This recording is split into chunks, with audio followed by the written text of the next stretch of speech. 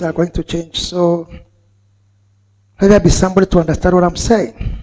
Now, which one do I begin with here?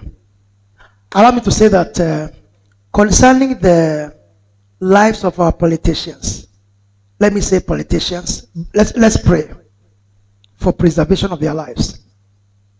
Yeah, because as I was praying tonight, I heard a voice telling me it's not yet over. Yeah, so let there be some people to be repentant over this nation. So I pray that God will raise men and women to stand in the gap in prayer over this nation. Because I said some time back that I see some people saying, I wish Fulani would be there or this one would be there.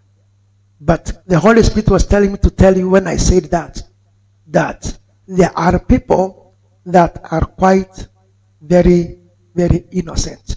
They are in the same plane. So let us pray. Or there will be no any kind of mishaps in the air. Because it's painful. It's painful. There is something that I learned from President Trump. When former President Biden was diagnosed with cancer, he wished him well. But here in Africa, we feel that we are so much energized to wish others the worst. Wisdom supersedes might, because also whatsoever a man soweth, he does what?